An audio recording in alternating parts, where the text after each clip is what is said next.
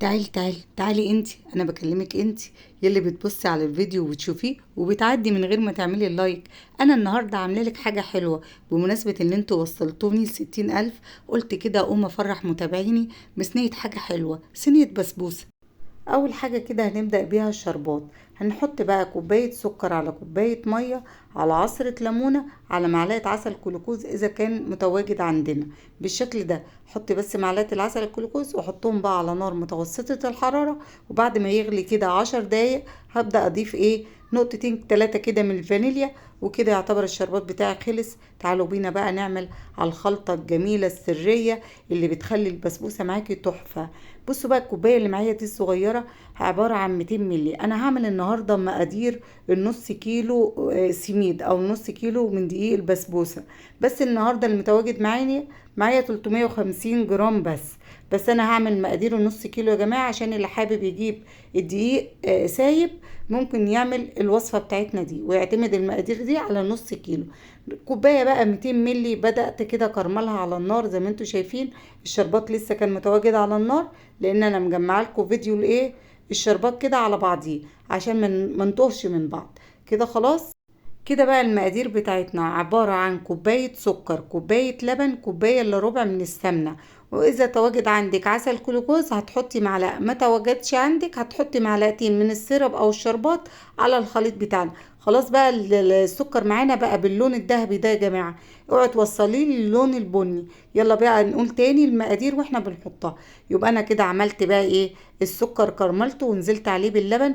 اتجمد معانا زي ما انتوا شايفين، ما تخافيش تقلبتين على النار او هيغلي اللبن بالسكر ده على النار هيفك معاكي. هنروح نازلين بكوبايه الا ربع من السمنه، وهننزل كمان بمعلقه عسل كلوكوز. لو مش متواجده عندنا زي ما قلنا نحط معلقتين من السيرب او الشربات على الخليط.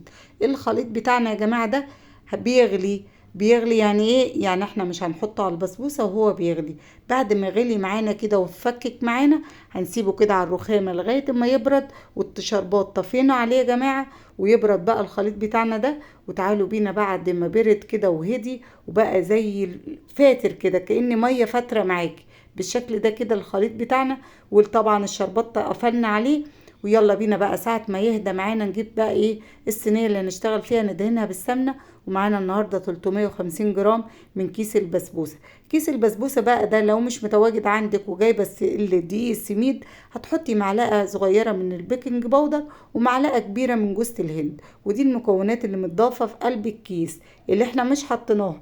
يبقى الكيس جاهز معانا فيه البيكنج باودر بتاعه وفيه جوز الهند. وهنزل بقى بخليط الكراميل اللي احنا عاملينه ده تدريجيا. وقلت لكم بقى خليط الكراميل اللي معمول ده لنص كيلو عشان لو جبتي دقيق السميد سايب. وكده بقى زي ما انتوا شايفين حطيت وبالمعلقه، ولا هياخد مننا تقليب ولا حاجه. قلبت كده تقليبه بسيطه. وشايفين انتوا الانسيابيه بتاعه البسبوسه كاننا بنعمل كيكه بالظبط. عارفين انسيابيه الكيكه والسمك بتاع الكيكه.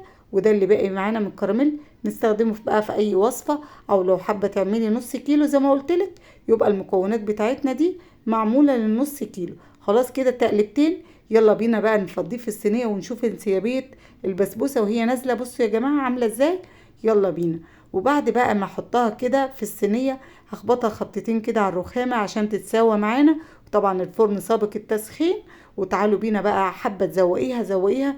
ما عندكيش اي حاجه تزوقيها عادي مفيش اي مشكله. بس انا كان متواجد عندي فول سوداني هبدا كده ازوقها زي ما انتوا شايفين. وتعالوا بعد ما اخلصها تعالوا شوفوا شكلها. وتعالوا بقى نحطها على فرن متوسط الحراره تاخد لون كده من تحت. اطفي بقى على الفرن واولع الشوايه تاخد اللون الذهبي الجميل اللي انتوا شايفينه. الشربات بقى يا جماعه قبل بقى ما ادخلها الفرن سبته كده بقى يدفى كمان. يبقى الصينيه بتاعتنا سخنه والشربات دافي. ونزلت كده بالشربات والبسبوسه شربت الشربات. يعني بسبوسه ناجحه 100% لاحلى متابعين في الدنيا. خلاص هديت بقى معانا الصينيه دي كده 10 دقايق. وهبدأ بقى اقطعها. طبعا انتي قطعيها بعد نص ساعة علشان ما تبقاش سخنة معاكي وتتفرفت معاكي. بس انا عشان التصوير بقطعها. وبعد ما تهدى معانا برضو هوريكم بعد ما بتهدى بتبقى عاملة ازاي. يلا بينا بقى نقطع كده خرطة وتشوفوا بقى الهشاشة بتاعت البسبوسة. بصوا يا حبايبي، بصوا بقى عشاق البسبوسة يجوا يتفرجوا عليها. اللي بيحبوا بقى البسبوسة كده دايبة، شايفين انتوا عاملة ازاي؟ بصوا بصوا. يلا بينا كده بقى ناخد معلقة منها وندوق طعمها. وتعالوا بقى بعد ما هديت معانا كده حوالي عن نص ساعة، تعالوا بينا بقى نقطعها ونشوفها عاملة ازاي ومتماسكة معانا وبتتماسك بالايد بكل سهولة دي يا جماعة وهي دافية. يلا بينا بقى نشوفها بعد ما تبرد. يلا عملنا بقى كوباية شاي كده، وتعالوا بينا بقى نقطع كده خرطة، شايفين متماسكة ازاي؟ وتعالوا بينا بقى ايه، نمسكها كده مع كوباية شاي. وتعالوا شوفوا بقى، شايفين انتوا السوا بتاعها؟ تعالوا بقى شوفوا الظهر كمان طالع عامل ازاي، تحفة.